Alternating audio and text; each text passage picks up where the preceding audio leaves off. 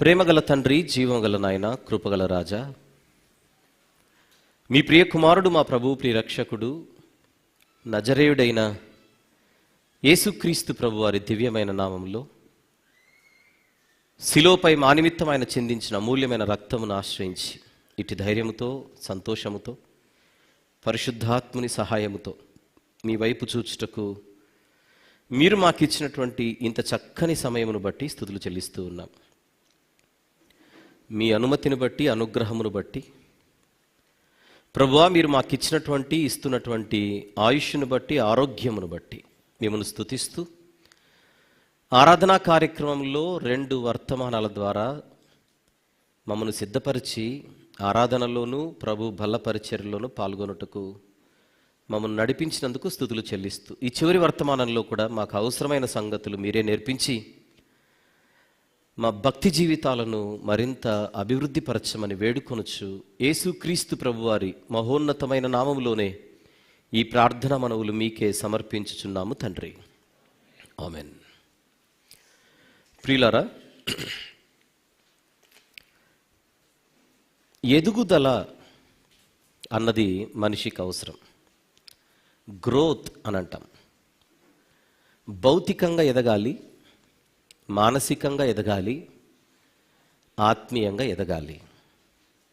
Physical, mental, spiritual growth.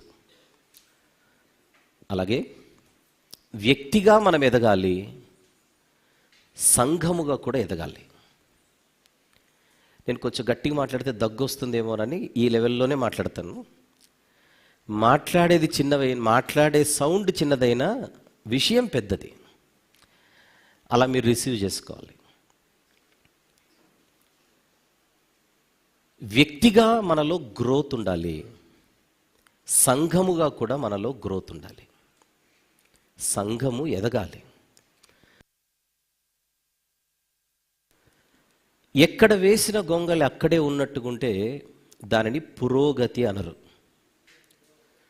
కొన్ని సందర్భాలలో మనము అనేకమైనటువంటి ప్రాథమిక విషయాలలో వెనుకబడిపోతుంటాం. వెనుకబడిపోతూ ఉండడం నిజమని మనం అనుకుంటే దానిని తిరోగతి అని అంటారు. ఉదాహరణకు పరిశుద్ధత అనేది మనం తీసుకుంటే, పరిశుద్ధతలో 3 రకాలు అని పలుమార్లు మీకు వివరించడం జరిగింది. ఏమిటది? స్థాన పరిశుద్ధత, పురోగ పరిశుద్ధత, పరిపూర్ణ పరిశుద్ధత. Positional, progressive, perfect. శిలువ దగ్గరకు వచ్చినప్పుడు మనకు స్థాన పరిశుద్ధత లభిస్తుంది. శిలువ దగ్గర నుంచి యాత్ర ప్రారంభమైన తర్వాత వాక్యముతో ఆ పరిశుద్ధత పురోగతి చవి చూస్తూ ఉంటుంది. ప్రభు అయిన యేసుక్రీస్తు వారు మరలా మనల్ని ఆయన ఫిజికల్గా మనల్ని తీసుకుని వెళ్ళడానికి వచ్చినప్పుడు మనం పరిపూర్ణ పరిశుద్ధతలోనికి వెళ్తాం. Positional, progressive, perfect. ఈ క్లారిటీ మనకు ఉండాలి. ఎప్పుడో శిలువ దగ్గరకు వచ్చేసాను, ఇక అయిపోయింది అనుకుంటే కుదరదు. అక్కడి నుంచి మనకు యాత్ర ప్రారంభమైందిగా. అందుచేత మనం ఎదుగుతూ ఉండడం చాలా అవసరం. చిన్న మాట బైబిల్లో చూద్దాం. పేతురు గారు వ్రాసిన 2వ పత్రిక 3వ అధ్యాయము. పేతురు గారు వ్రాసిన 2వ పత్రిక 3వ అధ్యాయం చివరి వచనమైన 18వ వచనాన్ని మనం చూద్దాం. 18. మన ప్రభువును రక్షకుడునైన యేసుక్రీస్తు అనుగ్రహించు కృపయందును జ్ఞానమందును అభివృద్ధి పొందాలి అని బైబిల్ చెబుతోంది. అభివృద్ధి పొందాలంటే పురోగత, తిరోగత, గ్రోతా కాదా? గ్రోత్. అందుకోసం మనము కొన్ని ప్రాథమిక విషయాలను గత 2 వారాలుగా మాట్లాడుతున్నాం. కాన్సన్ట్రేట్. చాలా అవసరమైన విషయాలు మనం వింటున్నాం గత 2 వారాలుగా ప్రత్యేకించి. ఈరోజు మనందరము కూడా విశ్వాసులుగాను సంఘములో ఉన్నవారుగాను మనం కనబడుతున్నాం. గత 2 వారాలలో ఒక ప్రత్యేకమైన అంశంతో 2 భాగాలు మీ ముందు వివరించడం జరిగింది. ఈరోజు మాట్లాడబోయేది కూడా దానికి కొంచెం లింక్ అయినదే కనుక ఆ 2 వారాలు ఏం మాట్లాడామో స్క్రీన్ మీద ఒకసారి చూద్దాం. మన అంశం ఏమిటో ఆన్ ద స్క్రీన్. సంఘ సభ్యుల ప్రాథమిక బాధ్యతలు, basic responsibilities of church members. బాధ్యతలు మాట్లాడుకోవాలంటే ముందు లోపలున్న వాళ్ళు ఒక సంఘానికి సభ్యులై ఉండాలి. ఒక వారం ఒక చోట, మరొక వారం ఒక చోట, మరొక వారం ఒక చోట అలా తిరుగుతానంటే కుదరదు. మనము ఒక స్థానిక సంఘానికి కనెక్ట్ అయి ఉండాలి. ఎపఫ్రా అనే పేరు చూసామనుకోండి, ఏ సంఘస్థుడైనా కొలసి ప్రాంతానికి చెందిన ఆ ప్రాంతంలోని సంఘ సభ్యుడు. ఎపఫ్రొదితు అన్నాను అనుకోండి, ఫిలిప్పీలోని సంఘ సభ్యుడు. బర్నబా, పౌలు అనే పెద్ద పెద్దోళ్ళ పేర్లు వాడామనుకోండి, వాళ్ళు కూడా ఒక లోకల్ చర్చ్కి కనెక్ట్ అయినవారు. జనరల్గా అంతియోకయ, తర్వాత వాళ్ళ పరిచర్య విస్తరించింది, అది వేరు సంగతి. ప్రాథమికంగా మనం ఒక లోకల్ చర్చ్కి కనెక్ట్ అయి ఉండాలి. ఈరోజు ఇక్కడ కూర్చున్న మనందరము కూడా ఒక స్థానిక సంఘానికి చెందిన వాళ్ళమా కాదా అని బేసిక్గా మనం ఆలోచించుకోవాలి. అది గత 2 వారాలు మనం మాట్లాడుకున్నాం.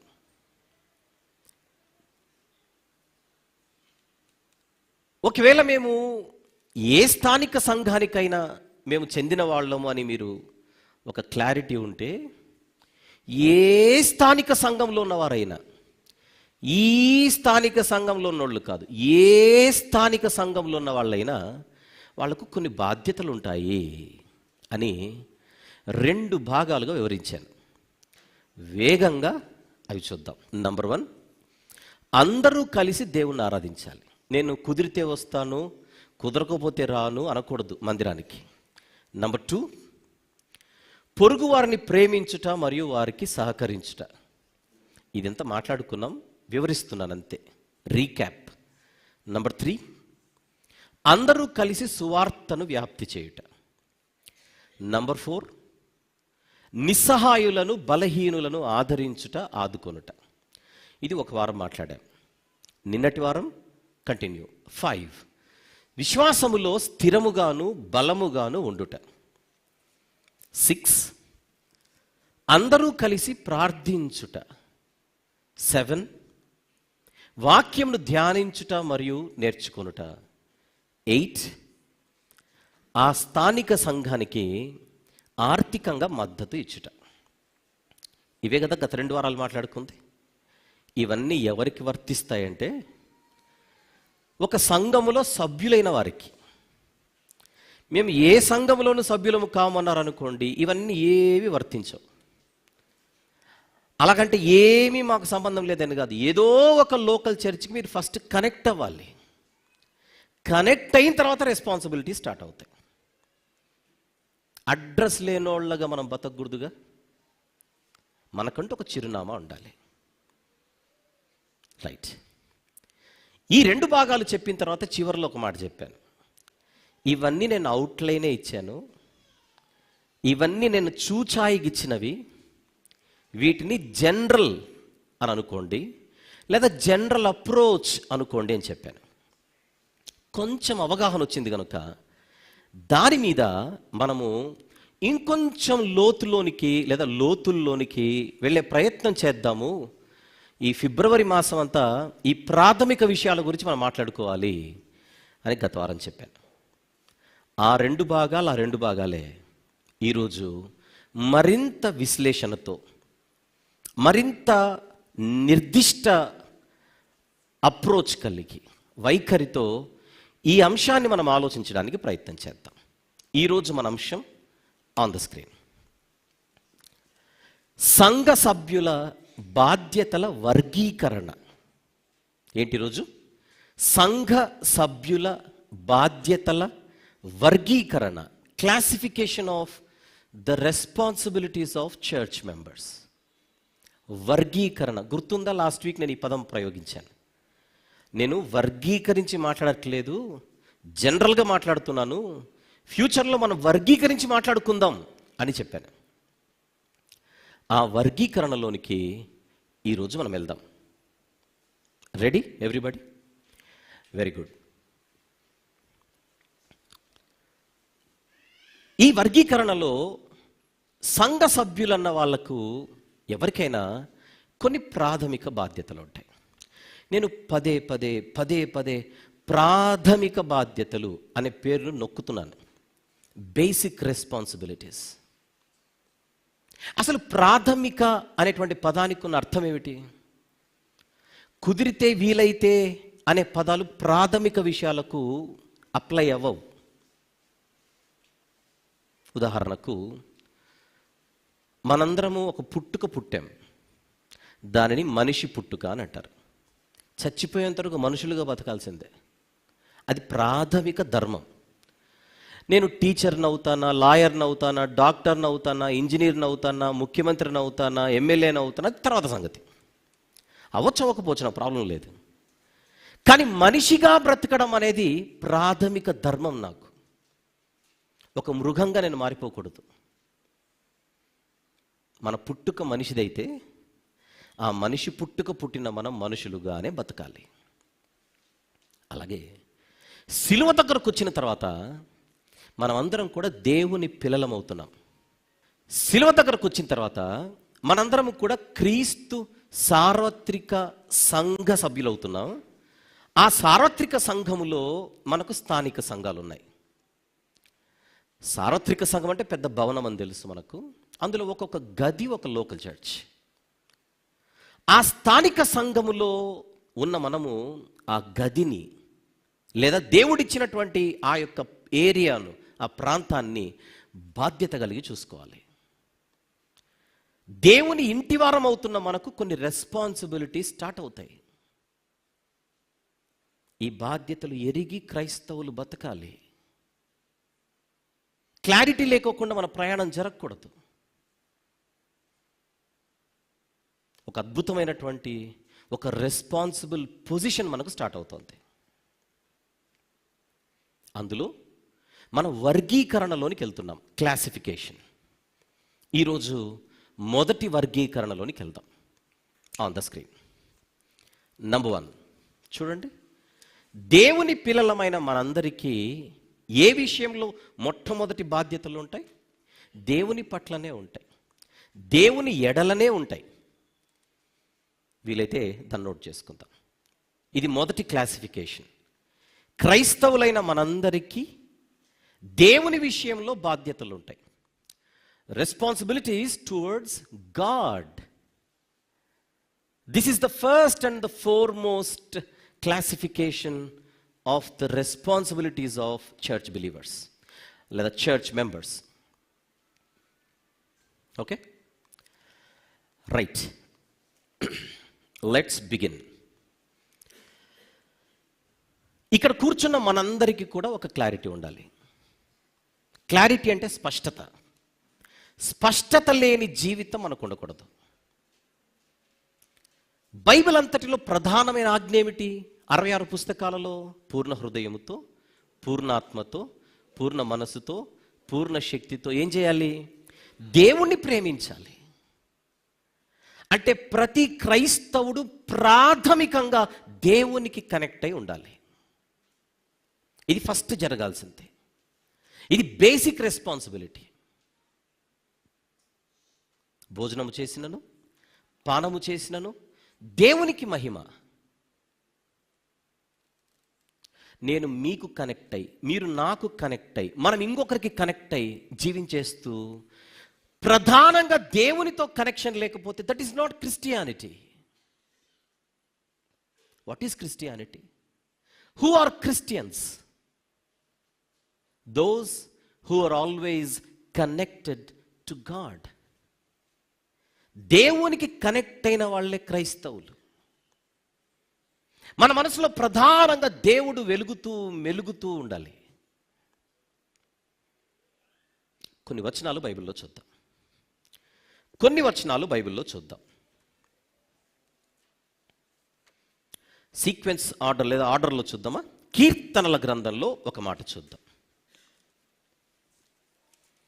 37వ కీర్తన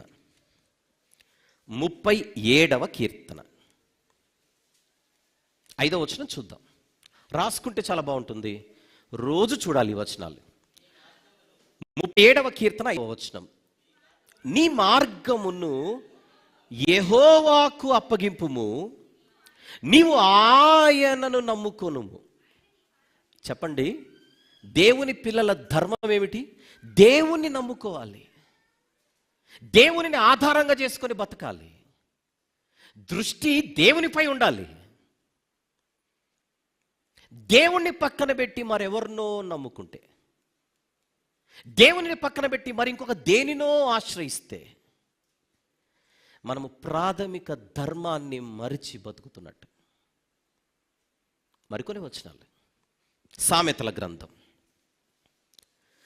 మనకు బాగా తెలిసిన 3వ అధ్యాయం. సామెతల గ్రంథము 3వ అధ్యాయం 5-6 వచనములు చూద్దాం. 5 and 6. నీ స్వబుద్ధిని ఆధారము చేసుకొనక నీ పూర్ణ హృదయముతో యెహోవా యందు నమ్మకముంచుము, నీ ప్రవర్తన అంతటి యందు ఆయన అధికారమునకు, ఎవరి అధికారమునకు? దేవుని అధికారమునకు ఒప్పుకొనుము, అప్పుడు ఆయన నీ త్రోవలను సరళము చేస్తాడా చెయ్యడా అది దేవుని ఇష్టం, అది పక్కన పెట్టేయండి. కానీ what is the basic responsibility here? దేవునిపై నమ్మకం పెట్టుకొని దేవునిని ఆనుకొని బతకడం. ఇది చాలా చాలా చాలా చాలా ముఖ్యమైన విషయం. మనకు బాగా తెలిసిన వచనం కూడా ఇది. సామెతల గ్రంథం 3వ అధ్యాయము 5-6 వచనములు మనం చూస్తున్నాం. యెషయా గ్రంథము 26వ అధ్యాయం తీద్దాం. యెషయా గ్రంథము 26వ అధ్యాయం 3-4 వచనములు చూద్దామా? 3-4 వచనములు. ఎవని మనస్సు నీ మీద ఆనుకొనునో వానిని నీవు పూర్ణ శాంతి గలవానిగా కాపాడుదువు, ఏలైనగా అతడు నీ యందు విశ్వాసం ఉంచి ఉన్నాడు. యెహోవాయే నిత్యాశ్రయ దుర్గము, యుగయుగములు యెహోవాను నమ్ముకొనుడి. మన బైబిల్లో ఉన్న మాటలేవి.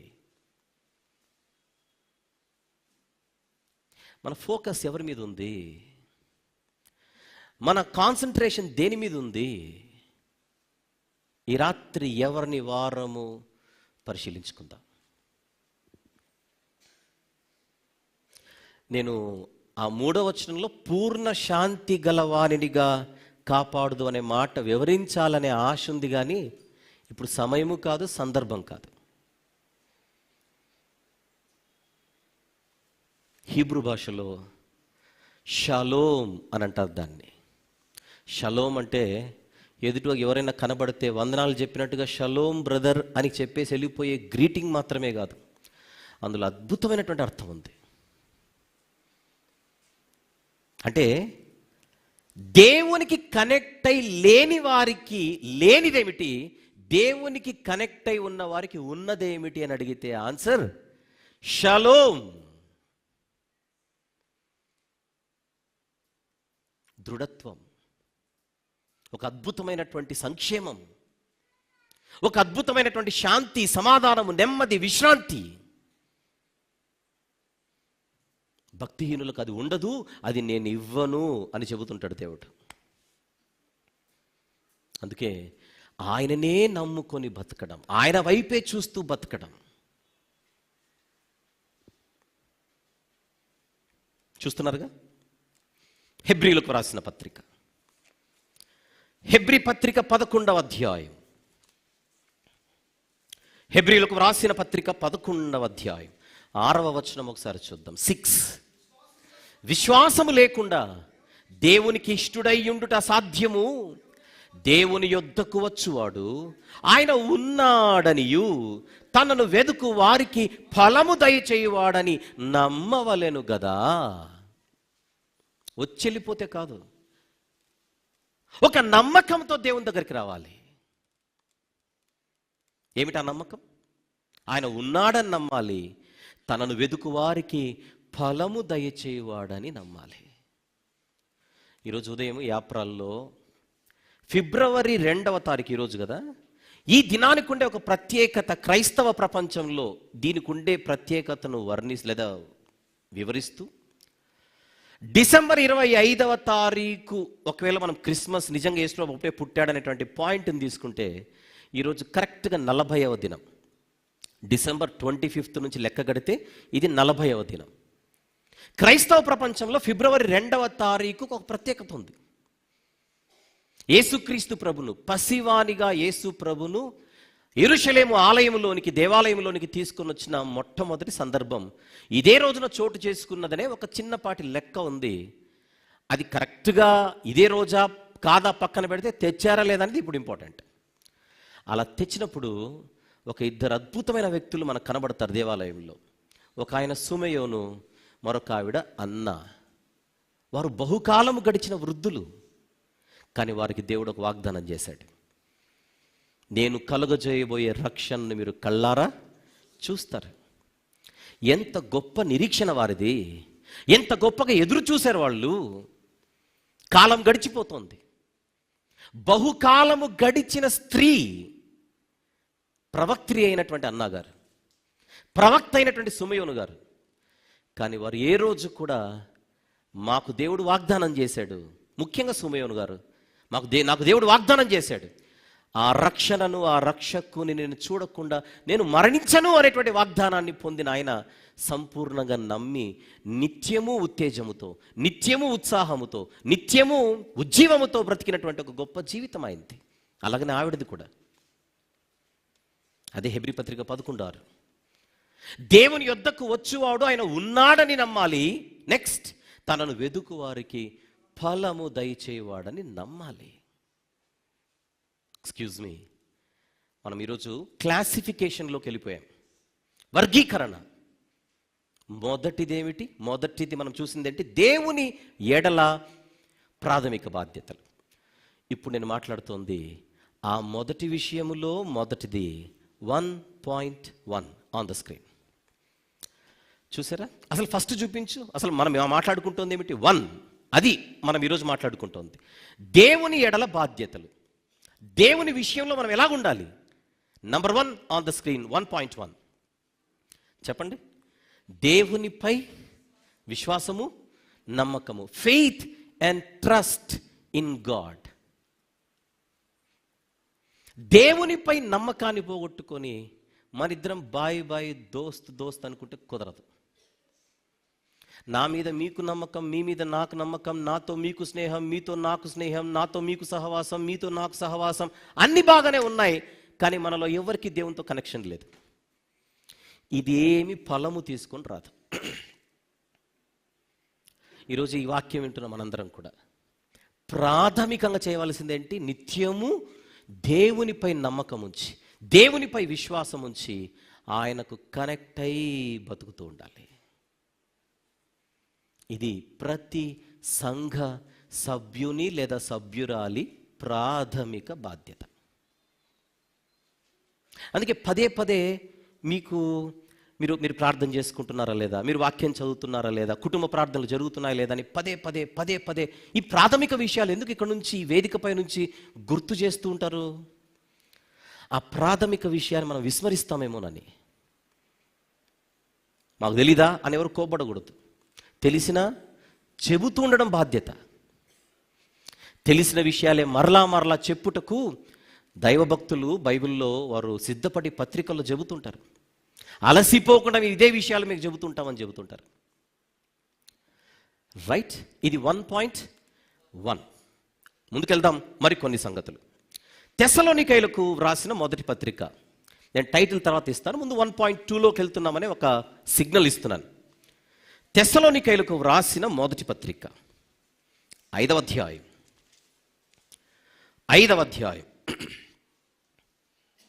తెలుగు బైబిల్లో 16 నుంచి 18 వచనములు కలిసి ఉన్నాయి. చూద్దాం. ప్రతి విషయమునందును కృతజ్ఞతాస్తుతులు చెల్లించుడి, ఇలాగు చేయుట యేసుక్రీస్తు నందు మీ విషయములో దేవుని చిత్తము. కృతజ్ఞతాస్తుతి పక్కన పెట్టేయండి, ఫస్ట్ అది పక్కన పెట్టేయండి. దేవునిని మనం ఏ భావముతో చూడాలి అనే పాయింట్ కొరకే ఈ వచనాన్ని మీకు చూపిస్తున్నాను. నేను నిన్నటి వారం కాకుండా అంతకుముందు వారం కీర్తనల గ్రంథంలో ఒక వచనాన్ని చూపించి ఒక ప్రధానమైనటువంటి విషయాన్ని వివరించాను. అక్కడికి వెళ్ళి మళ్ళీ ఇక్కడికి వద్దాం. 95వ కీర్తన. షల్ వి 95వ కీర్తన తీద్దాం. గుర్తుందా? 2 వారాల కిందట మనం చదివిన కీర్తన ఇది.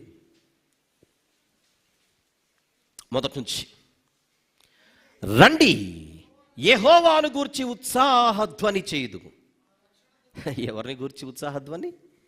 దేవునిని గూర్చి ఉత్సాహధ్వని. అలా చేయడానికి ఏం చేయాలి? దేవునిని గూర్చి ఉత్సాహధ్వని చేయుటకు ఏం చేయాలి? రావాలి. సమాజంగా మనం కూడుకోవాలి. మన రక్షణ దుర్గమును బట్టి సంతోషగానము చేయుదుము. కృతజ్ఞతాస్తుతులతో ఆయన సన్నిధికి వచ్చేదము. కీర్తనలు పాడుచు ఆయన పేరట సంతోషగానము చేయుదుము. యెహోవా మహాదేవుడు. 6వ వచనానికి వెళ్ళిపోదాం. ఆయన మన దేవుడు, మనం ఆయన పాలించు ప్రజలము, ఆయన మేపు గొర్రెలము. రండి నమస్కారము చేసి సాగిలపడుదుము. నమస్కారం అంటే వర్షిప్, ఆరాధించుట. 1.1 ఏమిటి? వ్యక్తిగతంగా మనం దేవునికి కనెక్ట్ అయి ఉండాలి. ఇప్పుడు మనం చూస్తున్న వచనం ఏమిటి? సమాజంగా మనందరం కూడుకొని దేవునిని ఆరాధించాలి. నేను వ్యక్తిగతంగా దేవునితో సంబంధం పెట్టుకున్నాను, ఇక చాలదా అని ప్రశ్న అడగకూడదు. బైబిల్ ఏం చెప్పింది? నువ్వు వ్యక్తిగతంగాను దేవునితో కనెక్ట్ అయి ఉండాలి, అట్ ద సేమ్ టైం సహవాసములో ఉంటూ దేవునికి కనెక్ట్ అయి ఉండాలి. నేను మా ఇంట్లో ప్రార్థన చేసుకుంటున్నానండి, నేను రాకపోతే అయితే ఏమి నష్టం ఏంటి అని అడగకూడదు. ఇండివిజువల్గా మాత్రమే దేవునితో కనెక్షన్ ఉంటే కుదరదు. ఒక సహవాసముగా, సమాజముగా, సంఘముగా మనము దేవునికి కనెక్ట్ అయి ఉండాలి. కనెక్ట్ ఏం చేయాలి? అందరం కూడుకొని ఏం చేయాలి? కీర్తనలతోను, ఉత్తేజముతోను, ఉజ్జీవంతోను, ఉత్సాహముతోను దేవునిని ఆరాధించాలి. 6వ వచనం అదే. రండి, 7వ వచనం క్షమించండి. రండి నమస్కారము చేసి సాగిలపడుతుము. ఆరాధించడానికి రావాలి. 2 వారాల కింద దీన్ని చాలా నొక్కి చెప్పాను. సహజంగా మనకు కూడా కొన్ని ఫేవరెట్ యాక్టివిటీస్ ఉంటాయి.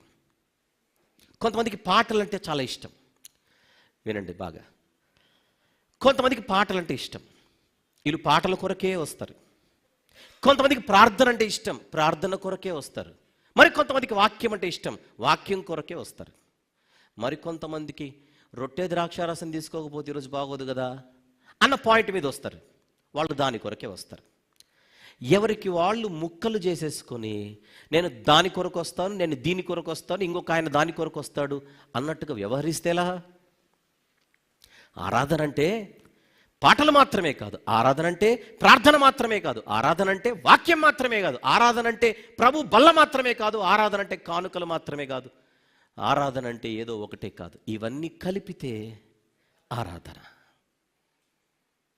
ఇంటి నుంచి మనము ప్రార్థన చేసుకుని బయలుదేరుతాం కదా. జనరల్గా ప్రార్థన చేసుకుని బయలుదేరుతామా? అలానే బయలుదేరాలి. రెడీ అయిపోయి రాకూడదు. ప్రార్థన చేసుకుని బయలుదేరాలి. మళ్ళీ ఇంటికి చేరిన తర్వాత కూడా ప్రార్థన చేసుకోవాలి. అలా మనం బయలుదేరేటప్పుడు ఏం చేయాలి? ప్రార్థన. ప్రభువా ఈరోజు మాకు మంచి వాక్యం అందించు ప్రభువా, నీకు స్తోత్రం. ఆమెను అనకూడదు. ప్రభువా ఈరోజు మిమ్మల్ని నేను హృదయానందముతో ఆరాధించుటకు నేను అక్కడ గడుపులాగా నన్ను నడిపించండి. ఆ ఆరాధన పాటల్లోనూ ఉంటుంది, ఆరాధన ప్రార్థనలోనూ ఉంటుంది, ఆరాధన వాక్యంలోనూ ఉంటుంది, ఆ ఆరాధన కృతజ్ఞతా హృదయంతో ప్రభు బలను సమీపించేటప్పుడు ఉంటుంది, ఆ ఆరాధన హృదయ ఆనందముతో కానుకలు సమర్పించేటప్పుడు కూడా ఉంటుంది. మనం సహవాసంగా కూడుకోవడానికి రావలసింది దేవునిని ఆరాధించడానికి. వాక్యం ఎప్పుడు స్టార్ట్ అవుతుందో టైం చెప్పు, ఆ టైంకు. ప్రార్థన ఎప్పుడు అవుతుందో చెప్పు, ఆ టైంకు. బల్ల ఎప్పుడు ఉంటుందో చెప్పు, ఆ టైంకు. కానుకలు ఎప్పుడు ఉంటాయో చెప్పు, ఆ టైంకు.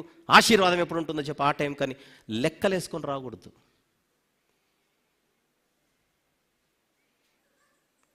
ఈరోజు మీ మందిరానికి వెళ్తున్నాను ప్రభా, మంచి మాటలు అనుగ్రహించండి అని మనం ప్రార్థన చేస్తాం, తప్పేం కాదు. ఎందుకు వాక్యానికి మాత్రమే పరిమితం అవుతున్నారా నేను అడుగుతున్నాను. స్తుతించరా? కీర్తనలతో దేవుని కొనియాడరా? మన స్తుతుల సింహాసనముపై ఆసీనుడయ్యేటువంటి దేవునిని ఆ స్తుతులతో కొనియాడరా? చెప్పండి. మన ఇష్టమా? మన ఇష్టమా? ఒక వారం రావడం, ఒక వారం మానేయడం మన ఇష్టమా? ఆ వచ్చిన వారం కూడా ఎప్పుడు పడితే అప్పుడు రావడం మన ఇష్టమా? ఆ వచ్చిన వారం కూడా ఎప్పుడు పడితే అప్పుడు వెళ్ళిపోవడం మన ఇష్టమా? తప్పనిసరి పరిస్థితులు కొన్ని ఉంటాయి. ఆ వాటి గురించి మాట్లాడట్లా, నేను జనరల్గా మాట్లాడుతున్నా. అసలు మన వైఖరి ఏమిటి?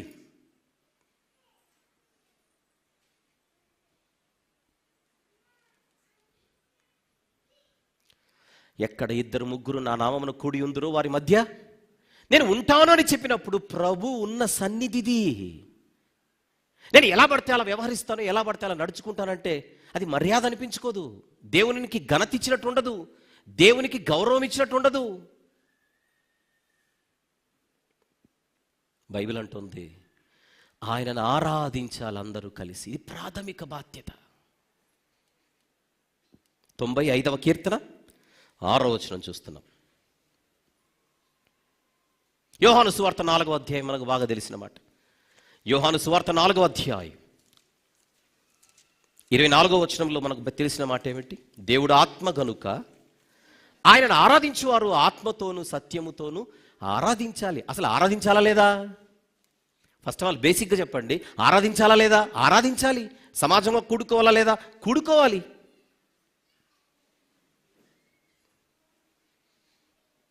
At the same time Bible అంటుంది మనము ప్రతినిత్యము ప్రార్థనలలో ఉండాలి. వ్యక్తిగత ప్రార్థన, కుటుంబ ప్రార్థన అండ్ సంఘ ప్రార్థన. This is 1.2 on the screen. చూద్దాం. What is 1.2 on the screen? ప్రార్థన మరియు ఆరాధన, ప్రేయర్ అండ్ వర్షిప్. ప్రార్థన మరియు ఆరాధన ఇది మన ప్రాథమిక బాధ్యత.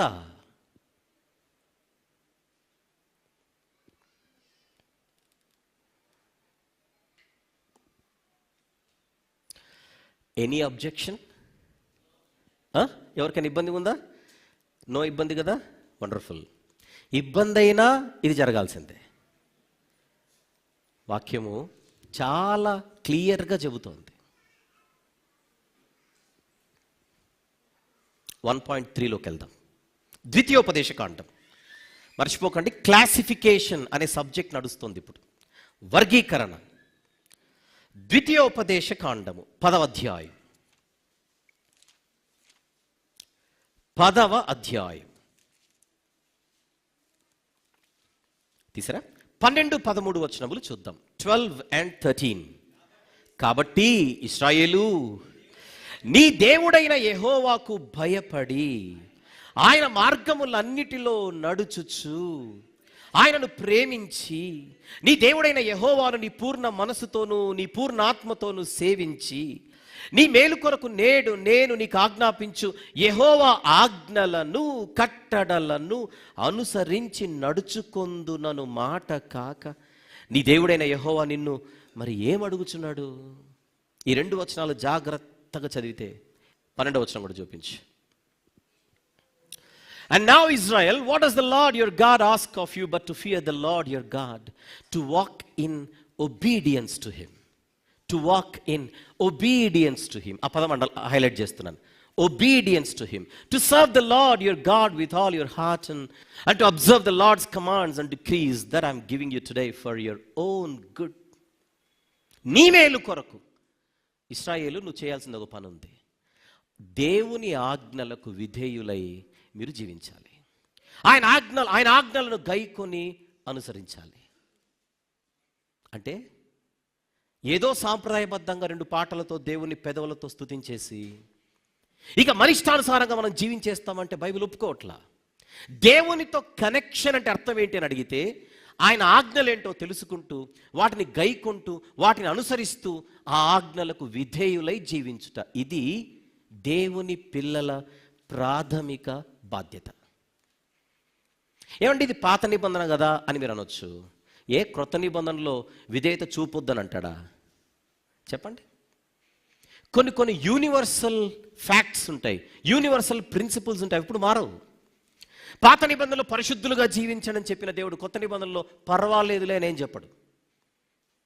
దేవుని ఆజ్ఞలకు విధేయులై జీవించుట ప్రాథమిక బాధ్యత. ఒబీడియన్స్. ఇప్పుడు క్రొత్త నిబంధనలో కూడా చూద్దాం. యోహాను సువార్త 14వ అధ్యాయం. యోహాను సువార్త 14వ అధ్యాయం 15వ వచనం చూద్దాం. 15. మీరు నన్ను ప్రేమించిన ఎడల నా ఆజ్ఞలను గైకొందురు. విధేయత. నువ్వంటే నాకు ఇష్టమని ప్రభుతో చెప్పి ఆయన ఆజ్ఞలను, ఆయన కట్టడలను, ఆయన విధులను పట్టించుకోకుండా బతికితే ఒబీడియన్స్ అవదే. నీ ప్రేమ నీ విధేయతలు చూపించంటున్నాడు ప్రభు. ప్రాథమిక బాధ్యత కాదా? దేవునితో కనెక్షన్ అంటే ఇది కాదా అని అడుగుతున్నా నేను. చూస్తున్నారుగా కింద 20 అదే అధ్యాయం 23వ వచనం చూద్దాం. 24 కూడా చదువుదాం. యేసు, ఒకడు నన్ను ప్రేమించిన ఎడల వాడు నా మాట గైకొనును. 24వ వచనం, నన్ను ప్రేమింపని వాడు నా మాటలు గైకొనడు. నా మాటలు గైకొను వాడే నన్ను ప్రేమించేవాడు. నీ ఉంటే నాకు చాలు యేసయ్య అంటాం పాటలో, నువ్వు లేకున్నా పర్వాలేదు యేసయ్య అంటాం బ్రతుకులో. యేసయ్యకు చోటు ఇది? ఎక్కడుంది ఆయనకు చోటు?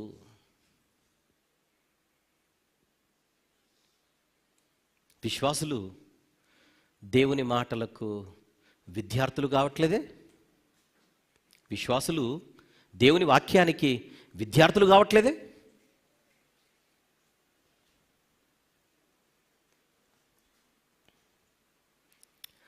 దేవుని వాక్యానికి విద్యార్థులు అవ్వకపోతే ఆయన ఆయన ఆయన మాటలు మనకు ఎప్పుడు అర్థమవుతాయి? ఆయన ఆజ్ఞలు మనకు ఎలా అర్థమవుతాయి? వాటిని ఎప్పుడు మనం అనుసరించాలి? ఎప్పుడు మనం గైకొనాలి? ఎప్పుడు విధేయత చూపాలి? ఏంటో ఈ ప్రాథమికమైన విషయాలను మనము ఆప్షనల్గా పెట్టేసుకున్నాం. ఆప్షనల్ అంటే నేర్చుకున్నా పర్లేదు, నేర్చుకోకున్నా పర్లేదు, విన్నా పర్లేదు, వినకున్నా పర్లేదు, చదివినా పర్లేదు, చదవకున్నా పర్లేదు. ఒక ఉదాసీనత మన వ్యవహారంలో, మన వైఖరిలో కనబడుతూనే ఉంటుంది. మన ఇంట్లో ఉన్న మన బైబిల్ ప్రతిరోజు చదివి ఒక వారం రోజులు వరుసగా చదివిన దాఖలాలు ఎన్నున్నాయో ఒకసారి ఆలోచించండి. అమావాస్యకు పుణ్యానికి చదవడం కాదు, ఒక వారం రోజులు టార్గెట్ పెట్టుకొని రోజు బైబిల్ చదవడం ఎంతకాలమైంది? నేను ఒక చిన్న టాస్క్ చెబుతాను, ట్రై చేయండి. మాకు బైబిల్ చదవడం అలవాట్లేదు అన్నోళ్ళకి మాత్రమే. రేపటి నుంచి రోజుకు 4 అధ్యాయాలు చొప్పున ఒక 21 రోజులు ట్రై చేయండి. 21 డేస్ రేపటి నుంచి రోజుకు 4 అధ్యాయాలు చొప్పున 21 డేస్ టార్గెట్ పెట్టుకొని విజయవంతంగా పూర్తి చేసి, కుదిరితే నాకు చెప్పండి నేను పూర్తి చేశానని, కుదరకున్నా చెప్పండి నేను పూర్తి చేశానని. 21 days, take it as a challenge. చేతులు ఎత్తమని కూడా నేను చెప్పను, స్టార్ట్ చేయండి. కుదిరితే మీ ఇంట్లో ఉన్నోళ్ళతోనే పోటీ పెట్టుకోండి. రిమోట్ కోసం పోటీ పడతారు కదా, వద్దు, బైబిల్ కోసం పోటీ పడదాం. ఇక్కడున్న సోదరి మండలందరూ మీ ఇంటి ఆయనతో పోటీ పెట్టండి, మీరే గెలుస్తారు. ఎందుకంటే ఆయన బిజీ. మన పరువు మనం తీసుకోకూడదు, ఆలోచించండి ఒకసారి. ఫస్ట్ 4 అధ్యాయాలు భార్యతో భర్త పోటీ పడాలి, భర్తతో భార్య పోటీ పడాలి, తల్లిదండ్రులతో పిల్లలు పోటీ పడాలి, పిల్లలతో తల్లిదండ్రులు పోటీ పడాలి, అక్కతో తమ్ముడు, తమ్ముడితో అన్న. అబ్బా ఎంత బాగుంటుంది ఈ పోటీ.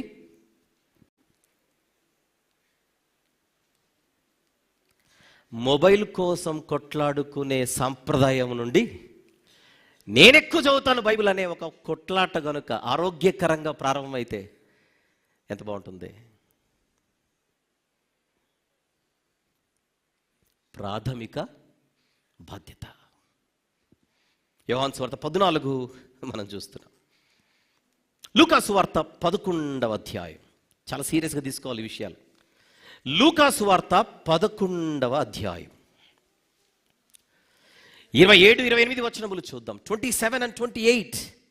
ఆయన ఈ మాటలు చెప్పుచుండగా ఆ సమూహంలో ఉన్న ఒక స్త్రీ ఆయనను చూచి, నిన్ను మోసిన గర్భమును నీవు కుడిచిన స్తనములను ధన్యములైనవని కేకలు వేసి చెప్పగా ఆయన అంటున్నాడు, అవును గాని దేవుని వాక్యము విని దానిని గైకొనువారు మరీ ధన్యులు. ఎంత పెద్ద స్టేట్మెంట్ ఇది. యోహాను గారి మొదటి పత్రిక, యోహాను గారి మొదటి పత్రిక 2వ అధ్యాయం 3-4 వచనములు చూద్దాం. 3 and 4. మరియు మనం ఆయన ఆజ్ఞలను గై కొనిన ఎడల దీని వలననే ఆయనను ఎరిగియున్నామని తెలుసుకుందుము. ఆయనను ఎరిగియున్నానని చెప్పుకొనుచు. నెక్స్ట్, ఆయన ఆజ్ఞలను గై కొనని వాడు అబద్ధికుడు, వానిలో సత్యమే లేదు. ఇంతకంటే ఘాటుగా ఏమని చెప్పాలా దేవుడిక తన దాసుల ద్వారా బైబిల్లో? నాకు దేవుడు బాగా తెలుసు అని చెప్పుకుంటే అయిపోదు. ఆయన ఆజ్ఞలను గైకొనాలి. లేదంటే బైబిల్ ఇస్తున్న సర్టిఫికెట్ ఏమిటి? అబద్ధికుడు అనే ఒక స్టాంప్ వేస్తుంది. ఎందుకు ఈ బేసిక్ రెస్పాన్సిబిలిటీస్ విషయంలో అట్టర్ ఫ్లాప్, చాలా ఉదాసీనగా దుమ్ము పట్టిపోయి ఉంటాయి మన ఇళ్లలో బైబిల్స్. ఆదివారం పూట తుడుచుకొని రావడమే అంతే.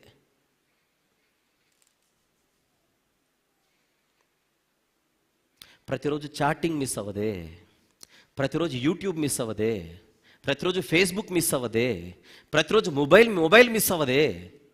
ఎందుకో బైబిల్ రోజు మిస్ అవుతుంది. ఎక్కడున్నాం మనందరం?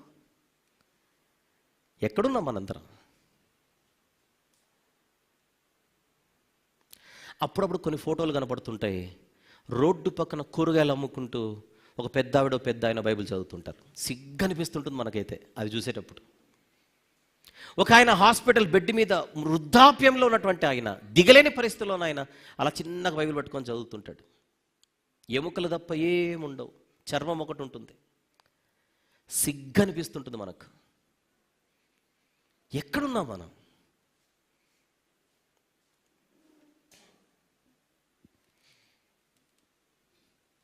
This is 1.3 on the screen. దేవుని ఆజ్ఞలకు విధేయత చూపుట, obedience to God's commands. 1.2, 1.1, 1.2, 1.3 స్పీడ్గా చూపించేసి. దేవుని ఎడల బాధ్యతలు, అది 1.1 చూపించు. దేవునిపై విశ్వాసము మరియు నమ్మకం. 2, ప్రార్థన మరియు ఆరాధన. 3, దేవుని ఆజ్ఞలకు విధేయత చూపుట. ఇక చిట్ట చివరిగా 1.4లోనికి వెళ్దాం. దినవృత్తాంతముల మొదటి గ్రంథం. ఈ సందేశానికి లేదా ఈ రాత్రి ఈ వర్తమానంలో చివరిది. దినవృత్తాంతముల మొదటి గ్రంథము 16వ అధ్యాయం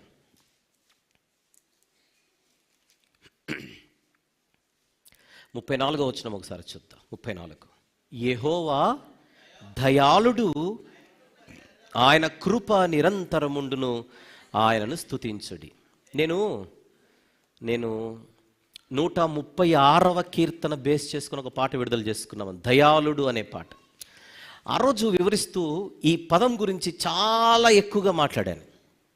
ఇశ్రాయేలీల చరిత్రలో వారు దాదాపుగా ప్రతి కృతజ్ఞతా కూడికలో వాడే పదమే యెహోవా దయాళుడు, ఆయన కృప నిరంతరం ఉండును. చాలా అద్భుతమైనటువంటి ఒక సంప్రదాయం అనొచ్చు దాన్ని. వారు కూడుకున్నప్పుడంతా దేవుని కృపను స్మరించుకోవడం, వారు కూడుకున్నప్పుడంతా దేవుని కృపను నెమరు వేసుకుంటూ, దేవుడు దయాళుడు అంటే హీఈస్ గుడ్. దేవుడు ఏమై ఉన్నాడు? మంచివాడై ఉన్నాడు. అందుకే మనం బతుకుతున్నాం. దయాళుడై ఉన్నాడు, అందుకే మనం బతుకుతున్నాం.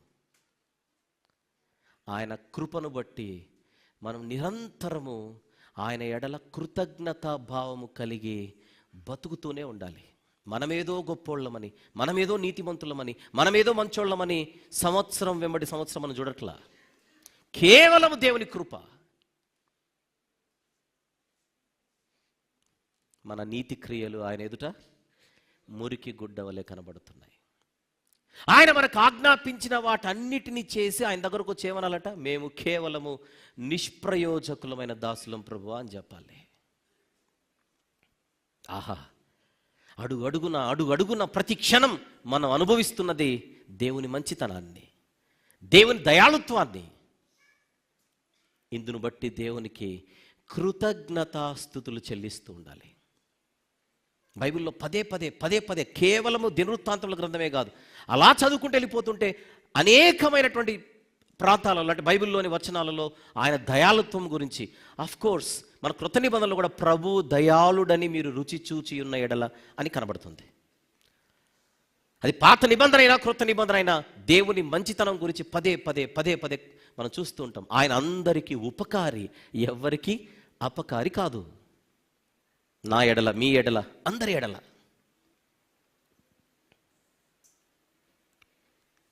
కీర్తనల గ్రంథములోని 100వ కీర్తన, 100వ కీర్తన, కీర్తనల గ్రంథములోని 100వ కీర్తన 4వ వచనము చూద్దాం.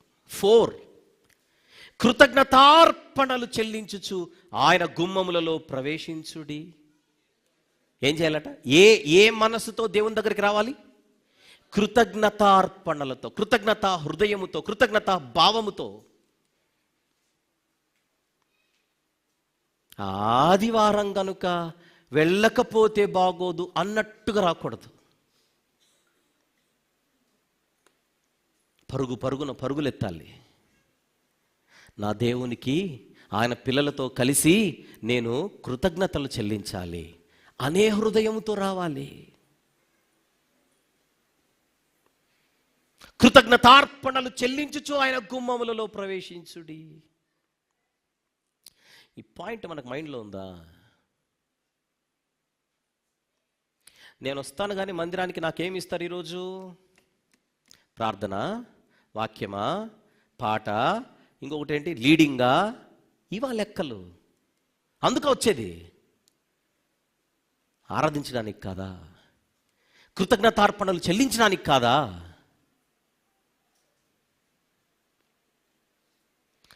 దేవుని సన్నిధిలో మనం ఉండి ఇక్కడ మన టాలెంట్లు చూపించుకోవడానిక? ఆయన ఆరాధించడానికి రావాలి.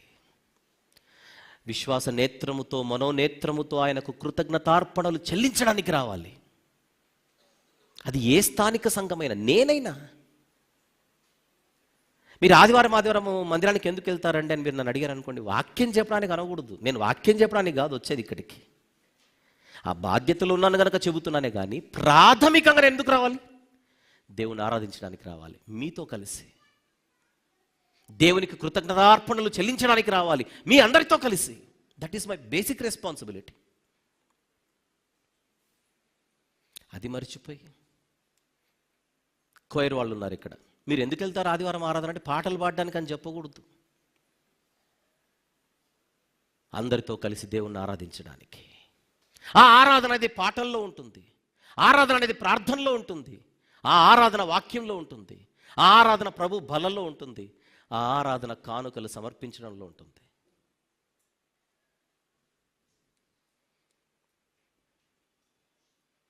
అందుకు రావాలి. నేను లేకున్నా దేవుడు ఎవరో ఒకరి చేత వాక్యం చెప్పించుకుంటాడు. నేనుంటేనేం నడవదు ఇది. అలాగనే మీరు లేకున్నా కూడా పాటలు ఎవరో ఒకరు పాడతారు, ఇంకొకరు లేకున్నా కూడా వాళ్ళ పాత్ర ఇంకొకరు ఎవరో పోషిస్తారు. దేవుడు మానవుల చేతులతో సేవింపబడువాడు కాడు.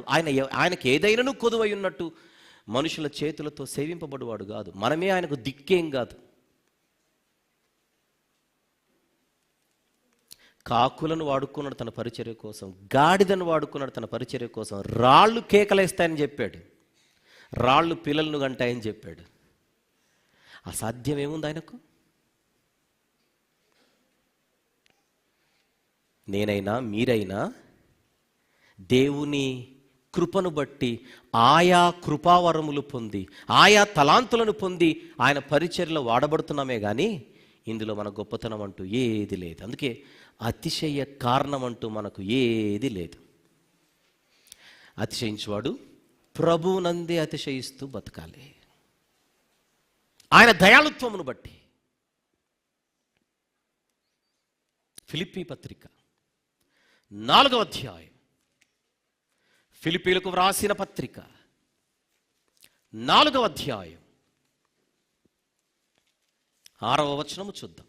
6 దేనిని గూర్చి చింతపడకుడి గాని ప్రతి విషయములోను ప్రార్థనా విజ్ఞాపనముల చేత కృతజ్ఞతాపూర్వకముగా మీ విన్నపములు దేవునికి తెలియచేయాలి. అంటే ప్రార్థనలో కూడా ఏమి క్యారీ అవుతుండాలి? కృతజ్ఞత, కృతజ్ఞత, కృతజ్ఞత. కొలసి పత్రిక 3వ అధ్యాయం 17వ వచనము చూద్దాం. కొలసి పత్రిక 3వ అధ్యాయం 17వ వచనం. మరియు చాలా అద్భుతంగా ఉంటుంది ఈ మాట. మాట చేత గాని క్రియ చేత గాని మీరేమి చేసినను ప్రభు అయిన యేసు ద్వారా తండ్రి అయిన దేవునికి కృతజ్ఞతాస్తుతులు చెల్లించుచు సమస్తము ఆయన పేరట చేయడి. అంటే మాటలో కృతజ్ఞత ఉండాలి, క్రియలో కృతజ్ఞత ఉండాలి. ఇంకా మనం ఏమి చేసినా కూడా దేవుని ఎడల కృతజ్ఞత కలిగి మనం చేస్తూ ఉండాలి. ఆ గ్రాటిట్యూడ్ అనేది మిస్ అయింది అనుకోండి, థ్యాంక్స్ గివింగ్ అనేది మిస్ అయింది అనుకోండి, మనం ఏమి చేసినా అది దేవునికి మహిమకరంగా ఉండదు. మన యాటిట్యూడ్లో గ్రాటిట్యూడ్ ఉండాలి. Attitude without gratitude is something so dangerous. కృతజ్ఞత లేని వ్యవహారం, కృతజ్ఞత లేని ప్రవర్తన, కృతజ్ఞత లేని వైఖరి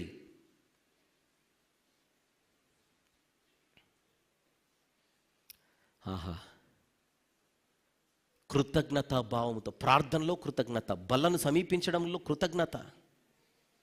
రొట్టె అలా తీసుకొని అలా నోట్లో వేసుకోకూడదు, పానీయం అలా తీసుకొని అలా వేసుకోకూడదు. విత్ థ్యాంక్స్ గివింగ్ ప్రభు అయిన యేసు తాను అప్పగింపబడిన రాత్రి ఒక రొట్టెనెత్తుకొని ఏం చేశారు ఆయన? కృతజ్ఞతాస్తుతులు. బల్లలో కూడా ఏముండాలి? కృతజ్ఞతాస్తుతులు. అయ్యా, ఈ రక్షణ మీరు ఇవ్వకపోతే మా పరిస్థితి ఏమిటి? కృతజ్ఞత. ఈ పాపక్షమాపణ మీరు ఇవ్వకపోతే మా పరిస్థితి ఏమిటి? కృతజ్ఞత. ఆకాశం నుండి వర్షము, ఆకాశం నుండి సూర్యుడి నుంచి వెలుగు, ఋతువులు, ఫలవంతములైనటువంటి పంటలు, ఆహారం, ప్రతిదీ కూడా ఆయన ఇస్తుంటేనే వస్తుంది. ఆయనే అందరికీ జీవము, ఊపిరి, సమస్తమును దయచేయవాడని కనబడుతోంది. ఎంత కృతజ్ఞత కలిగి ఉండాలి. దిక్కులేనోళ్లకు దేవుడు దిక్కని, వాళ్ళకు మాత్రమే దేవుడిని పరిమితం చేస్తే దిక్కున్నోళ్ళకి ఎవడు దిక్కు? మరి అందరికీ ఆయనే. మాట చేతనైనా క్రియ చేతనైనా ఏమి చేసినా అన్నీ ఈ గ్రాటిట్యూడ్తో చేయాలి. Grateful heart, thanks giving heart. ప్రతి ఆదివారం ఆరాధనకు వస్తాం కదా, కానుకేస్తాం కదా, 10 రూపాయలు వేస్తామా, 100 వేస్తామా, ఇంకొకటి వేస్తామా, పక్కన పెట్టేయండి. ఆ వేసేటప్పుడు పేద విధవరాళ్ళకున్న కృతజ్ఞత మనసుందే, ఆ మనసుతో వేస్తుండాలి. ఎక్కడైనా మీటింగ్లు జరుగుతున్నాయనుకోండి, మీటింగ్లకు అనేది ఇచ్చామనుకోండి, దానం చేసినట్టు కాదు, అది కృతజ్ఞత. ఈ సత్క్రియలో నేను పాల్గొనడానికి దేవుడు నాకు ఇచ్చిన కృప.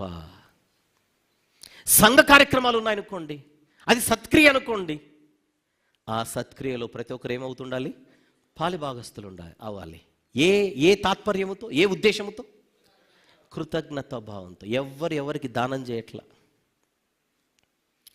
బాధ్యత, కృతజ్ఞత. 1.4 ఆన్ ద స్క్రీన్. కృతజ్ఞత మరియు కృతజ్ఞత స్తుతి అర్పణ. Gratitude and thanks giving.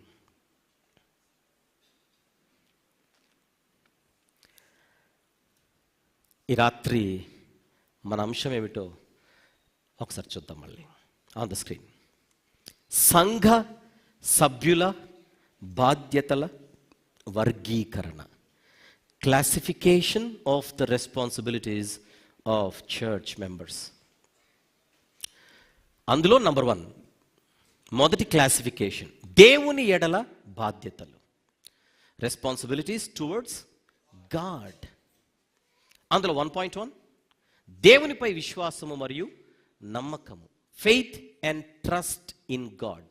1.2, ప్రార్థన మరియు ఆరాధన. Prayer and worship. 1.3, దేవుని ఆజ్ఞలకు విధేయత చూపుట. Obedience to God's commands. And 1.4, కృతజ్ఞత మరియు కృతజ్ఞత స్తుతి అర్పణ. Gratitude and thanksgiving. చెప్పండి, ఇవన్నీ ఎవరి బాధ్యతలు? టైటిల్ చూపించిన మళ్ళీ. ఎవరి బాధ్యతలు? ఎవరి బాధ్యతలు అండి? సంఘ సభ్యుల బాధ్యతలు. ఇప్పుడు నన్ను చూపించు, చూడకుండా చెప్పండి. ఇప్పుడు ఎవరి బాధ్యతలు ఇవి? సంఘ సభ్యుల బాధ్యతలు. సభ్యులు అవ్వకపోతే ఈ బాధ్యతలే ఉండవు, గొడవే లేదు, మనం హ్యాపీగా స్వతంత్రులం. అంతేనా? సభ్యులైతేనే కదా ఇది గొడవంతా. సభ్యులైతేనే కదా ఈ బాధ్యతలు. ఈ బాధ్యతలన్నీ మనకు ఉండకూడదంటే సింపుల్గా నేనే టెక్నిక్ చెబుతున్నా. ఏం చేయాలి? ఎక్కడ మెంబర్స్ అవ్వకపోతే మన బతుకు మనది. ఈ ఆప్షన్ బాగుందా అంటున్నా. ఏ ఆప్షన్ బాగుంది? సభ్యులుగా ఉండే ఆప్షన్ బాగుందా? సభ్యులుగా లేకుండా స్వేచ్ఛాపరులుగా హ్యాపీగా తిరిగేసి బతికే ఆప్షన్ బాగుందా? చెప్పండి. సభ్యులుగా ఉందామా? Very good. నా పాయింట్ ఏంటంటే, మీరు ఏదో ఒక స్థానిక సంఘములో ఖచ్చితంగా సభ్యులై ఉండాలి. అడ్రస్ లేనట్టుగా తిరుగుతూ ఉండకూడదు. ఒక డెసిషన్కి రావాలి, ఒక నిర్ణయానికి రావాలి. మీరు ఏ స్థానిక సంఘంలో అయినా ఉండండి. ఇవి మర్చిపోకండి. ఇప్పుడు మనం మాట్లాడుకున్న ఈ ప్రాథమిక బాధ్యతలు ఇక్కడే ఉండమని నేను ఎప్పుడు చెప్పను. మీరు ఎక్కడైనా ఉండండి, కానీ ఈ బాధ్యతలకు న్యాయం చేయండి. మీరు అక్కడ లోకల్ చర్చ్ కనెక్ట్ అయి ఉన్నారనుకోండి, ఎగ్జాంపుల్ చెప్తున్నా. మీరు అక్కడ లోకల్ చర్చ్ మెంబర్స్ అనుకోండి. ఇప్పుడు అక్కడ ఆరాధన జరుగుతుంది అనుకోండి. ఇప్పుడు అక్కడ ఆరాధన జరుగుతుంది అనుకోండి, ఇక్కడికి ఎందుకు వచ్చారు అని నేను అడుగుతాను. మీకు అక్కడ స్థానిక సంఘంలో ఆరాధన జరుగుతుండగా మీరు ఇక్కడికి రావడం ఏంటి? లేదండి, మాకు ఉదయం జరుగుతుంది అక్కడ, సాయంత్రం ఇక్కడికి వస్తున్నాం. No problem. కానీ మీ ప్రాథమిక సభ్యత్వం ఎక్కడుంది? ఇక్కడ, అక్కడ అనుకోండి, నో ప్రాబ్లం. మీరు ఖచ్చితంగా అక్కడే అయితే ప్రతి ఆదివారం ఉదయం మీరు అక్కడికి వెళ్ళాల్సిందే. అక్కడ ఎగ్గొట్టి ఇక్కడికి రాకండి, అధర్మం. అక్కడికి ఉదయం వెళ్ళి సాయంత్రం ఇక్కడికి వస్తారా? Most welcome. మీరు వచ్చినా అక్కడ మీరు విడిచిపెట్టొద్దనే చెబుతాం ఇక్కడ. రైట్. ఒకవేళ ప్రాథమిక సభ్యత్వం మీకు ఇక్కడే ఉందనుకోండి, ఇక్కడ ఎగ్గొట్టకండి. ఎగ్గొడితే అధర్మం. రావాల్సిందే.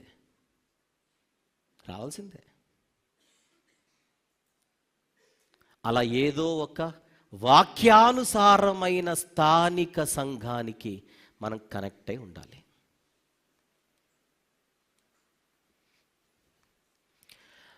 మాట రూపములో మనము భలే చెబుతాం, మేము పలానా చోటుకి వెళ్తాం. చెప్పడం ఈజీ, ప్రతి ఆదివారం రావద్దు. అందుకే మనము సంవత్సరం వెంబడి సంవత్సరము ఒక గ్రోత్ని దేవుని ఎదుట మనం పొందడానికి, ఒక అద్భుతమైన వ్యవస్థను మనము రూపొందించడానికి, వాక్యానుసారమైన ఒక వ్యవస్థీకృత వాతావరణంలోనికి మన స్థానిక సంఘం ప్రవేశిస్తుంది. అందులో భాగంగా గడిచిన వారము నుండి ఈ ఫిబ్రవరి చివరి ఆదివారం వరకు, గత ఆదివారం నేను చెప్పాను, మీలో ఎవరెవరైతే ఈ స్థానిక సంఘ సభ్యులము, మీరు మీ కుటుంబం అని మీరు ఫీల్ అవుతున్నారో, నోటి మాట ద్వారా కాదు, మీరు వ్రాత రూపంలో ఇక్కడ సభ్యత్వాన్ని తీసుకోవాలి అని సభ్యత్వ సేకరణ కార్యక్రమము పోయిన ఆదివారం నుంచి స్టార్ట్ అయింది ఇక్కడ. రైట్. అలాగని ఎలా పడితే అలా మనం సభ్యత్వం ఇవ్వంలేండి. ఫస్ట్ ఆఫ్ ఆల్ మీరు ఒక లెటర్ పెట్టాలి మాకు. ఈ స్థానిక సంఘములో ఈ కారణాన్ని బట్టి నేను లేదా మా కుటుంబం, మళ్ళీ నేను వ్యక్తిగతంగా లేదా మా కుటుంబం ఇక్కడ సభ్యత్వం తీసుకోవడానికి ఇష్టపడుతున్నామని మీరు ఒక లెటర్ పెట్టాలి, రిక్వెస్ట్ లెటర్. ఆ లెటర్ తీసుకున్న తర్వాత పరిస్థితిని చూసి, మీ యొక్క కారణాన్ని చూసి, లేకపోతే మీ పరిస్థితిని బట్టి అప్లికేషన్ మీకు ఇవ్వాలా వద్దా. ఇప్పుడు కొంతమంది నాకు చిరకాల పరిచయస్తులు ఉన్నారు ఇక్కడ. వాళ్ళ గురించి నేను పెద్ద విచారించాల్సిన అవసరం లేదు, వాళ్ళ గురించి నాకు తెలుసు కనుక. ఒకవేళ మీరు ఈ మధ్యనే వస్తూ నేను ఇక్కడ సభ్యత్వం తీసుకోవాలనుకుంటున్నానంటే ఖచ్చితంగా మీ ముందు మీరు ఒక లెటర్ పెట్టిన తర్వాత కూర్చోబెట్టి మాట్లాడడం జరుగుతుంది. ఎందుకు తీసుకోవాలనుకుంటున్నారు ఇక్కడ, ఇంతకు మీరు ఎవరు, ఎక్కడి నుంచి వస్తున్నారు, మీరు ఇంతకుముందు వెళుతున్నటువంటి సంఘం ఏమిటి, దాన్ని ఎందుకు వదిలిపెట్టాలనుకుంటున్నారు. రైట్. ఈ వారం మీరు రిక్వెస్ట్ లెటర్స్ని సబ్మిట్ చేస్తే మీకు అప్లికేషన్ తర్వాత ఇవ్వడం జరుగుతుందని చెప్పడం జరిగింది. కొంతమందికి ఆ రిక్వెస్ట్ లెటర్ ఎలా రాయాలో తెలియక ఒకవేళ సతమతం అవుతుంటారేమోనని ఆ ఫార్మాట్ని మనమే తయారు చేసి ఈరోజు మీకు అందజేస్తున్నాం. ఆన్ ద స్క్రీన్ అది ఇంగ్లీష్, బ్యాక్ తెలుగు.